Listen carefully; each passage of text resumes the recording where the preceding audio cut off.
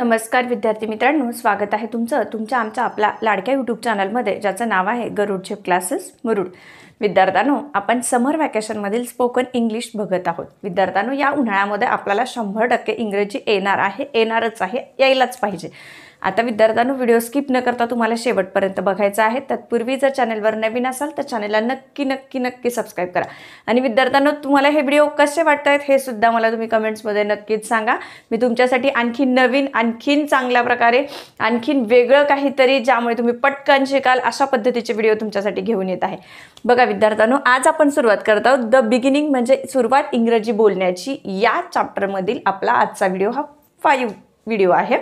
विद्यार्थ्यांनो, आतापर्यंत आपण खूप असे छोटे छोटे सेंटेन्स कशा पद्धतीने आपल्याला बनवायचे आहेत असे एक शब्द मी तुम्हाला सांगितलेले आहेत.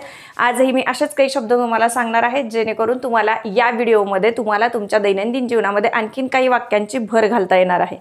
तर विद्यार्थ्यांनो, आज आपण प्रश्न कशा पद्धतीने विचारला जातो. आता प्रत्येक वेळेला फक्त आपण का असा प्रश्न विचारत नाही, त्या काचा पाठीमागे काहीतरी शब्द असतो. पण का, पण कधी, पण केव्हा, पण कुठे, पण कोणासाठी, असे अनेक प्रश्न आपल्याला पडलेले असतात. का, कधी, केव्हा, कोणासाठी, कधीतरी, बरोबर आहे. या सगळ्यांसाठी आपल्याला व्हाय हा शब्द विचारायचा असतो. काय विचारायचा असतो? व्हाय म्हणजे का.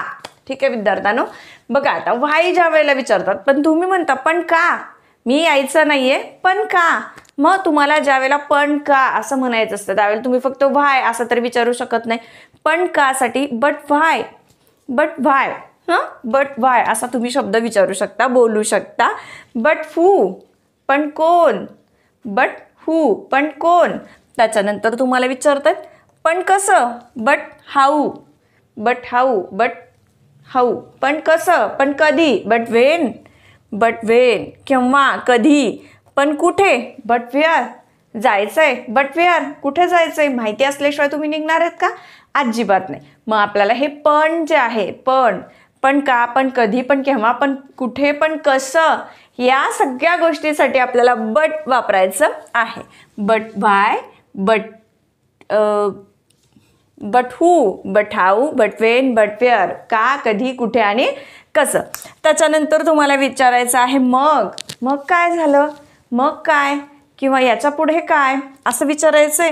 मग तुम्ही विचारणार मग काय, देन व्हॉट. मग देन, आता देन म्हणजे नंतर, बरोबर आहे. मग आपण नंतर कधी असं बोलू शकत नाही. पण आपण मराठीमध्ये बोलत असताना पण कधी, मग काय, मग केव्हा, मग कुठे भेटणार आहोत आपण, मग कधी जायचं आहे आपल्याला, मग कधी भेट होणार आहे आपली, अशा काही गोष्टी आपण बोलत असताना मग असा शब्द बोलत असतो मराठीमध्ये. मग आता तेच आपल्याला इंग्रजीमध्ये बोलायचं. तुम्ही काय करणार आहेत बघा. देन व्हॉट, मग काय, देन व्हेन, मग कधी, देन व्हेअर, मग कुठे, देन हू, मग कोण, आणि देन हाऊ, मग कसं जायचंय, देन हाऊ, कसं जायचं आहे आपल्याला. ठीक आहे. अशा पद्धतीचे छोटे सेंटेन्स तुम्ही या व्हिडिओमधून शिकणार आहात. आता बघा, युवर म्हणजे काय, तुझा आणि तुमचा. विद्यार्थ्यांनो, मराठीपेक्षा सुद्धा इंग्रजी लँग्वेज खूप सोपी आहे. आपण मराठीमध्ये बोलत असताना रिस्पेक्टली काही शब्द बोलत असतो. तुझं साधं कॉमन आहे, सामान्य एकदम तुझं. आपण फ्रेंडली बोलत असताना एखाद्याला रिस्पेक्ट देऊन बोलायचं, आपल्यापेक्षा वरिष्ठ आहेत, तुमचं, तुमच्यासाठी, तुमच्यामुळे, अशा गोष्टी आपण बोलत असतो. तर इंग्रजीमध्ये आपल्याला जरी रिस्पेक्ट द्यायचा असेल तरी आपण यूच बोलत असतो. आणि जरी आपल्याला एखाद्या व्यक्तीला आपला इक्वल आहे, अरे तुरे एकेरी भाषेत बोलायचंय, तरी सुद्धा आपण त्याच्यासाठी यू शब्दाच यूज करतो. तर यूचे 2 अर्थ आहेत. म्हणजे आपण सिंगल बोलत असताना तुझं, तुमचं, आपल्या इक्वलच्या व्यक्तीसोबत बोलत असताना एकेरी भाषेमध्ये बोलत असतो, त्यावेळेला पण आपण यूज करत असतो यू. आणि ज्यावेळेला आपल्यापेक्षा वरिष्ठ लोकांसोबत आपल्याला रिस्पेक्टली बोलायचं असतं, दुहेरी भाषेत बोलायचं असतं, आवेजावे करायचं असतं, त्यावेळेला सुद्धा आपण इंग्लिशमध्ये यूज करू शकतो यू. बघा, मग मराठी सोपं आहे का इंग्रजी सोपं आहे? पण बऱ्याच विद्यार्थ्यांच्या मनामध्ये अशी भीती बसलेली असते की बापरे, इंग्रजी म्हणजे खूप अवघड आहे. बिलकुल नाहीये. आणि तुमची हीच भीती मला तुम्हाला या व्हिडिओमधून घालवायची आहे. आता तुझं नाव काय, युअर्स नेम. आपण हे कॉमन प्रश्न आहे, खूप वेळा विचारतो, युअर्स नेम, व्हॉट्स युअर्स नेम, वगैरे. तर तुझं नाव काय, आपल्यापेक्षा वरिष्ठ आहेत, आपण बोलू शकतो तुमचं नाव काय आहे. ठीक आहे, तुम्ही एखाद्या मस्त अशा चांगल्या कुठल्या तरी व्यक्तीला भेटला आहेत किंवा मग त्यांना बोलून भेटून तुम्हाला खूप छान वाटतंय, फ्रेश वाटतंय, तुम्ही विचारू शकता, ओळख वाढवू शकता, तुमचं नाव काय आहे. किंवा मग जरीही तुम्ही इक्वल असाल तरी तो अनोळखी व्यक्ती आहे तुमच्यासाठी, तर तुम्ही त्यांच्याशी फ्रेंडशिप करताना एकेरी डायरेक्टली नाही बोलू शकत, तर तुम्ही तुमचं नाव काय आहे असंच विचारू शकता. त्यावेळेला युअर्स नेम असं आपल्याला विचारायचं आहे. तुमचा पत्ता किंवा तुझा पत्ता, युअर्स ॲड्रेस. तुझा पत्ता एकेरी भाषेत विचारायचं असेल तरी युअर्स ॲड्रेस विचारायचं. तुमचा पत्ता असं विचारायचं असेल तरी आपल्याला युअर्स ॲड्रेस असंच विचारायचं आहे. तुझा मोबाईल नंबर काय आहे किंवा तुमचा मोबाईल नंबर काय, yours mobile number. Yours mobile number, त्याच्यामध्ये तुझा मोबाईल नंबर काय आहे किंवा तुमचा मोबाईल नंबर काय आहे, हे दोन्ही आपण बोलू शकतो. तुमचा email address, what's your email address, yours emails address, तुमचा ईमेल ॲड्रेस. व्हॉट्स ऑक्युपेशन, तुमचा व्यवसाय काय आहे. अशा बऱ्याच गोष्टी आपण तुमचा किंवा तुझा याच्यावर विचारू शकतो. तर विद्यार्थ्यांनो, त्यावेळेला युअर्स शब्द तुम्हाला कंपल्सरी यूज करायचा आहे. आणि तुम्ही अशा कितीतरी दिवसभरात गोष्टी बोलतो की त्याच्यामध्ये तुम्हाला तुमचं काय, तुमचं कधी, तुमचं केव्हा अशा गोष्टींचा समावेश करायचा असतो. त्यावेळेला तुम्ही बोलत असताना युअर्स याच एका वर्ड्सचा यूज करायचा आहे आणि पुढचे जे वर्ड्स आहेत ते तुम्हाला माहिती असणं गरजेचं आहे. त्याच्यानंतर एनी. आता बघा, एनी शब्द बघा खूप वेळेला आपल्याला बोलायचा असतो. काही, एनीचा अर्थ काय होतो, काही.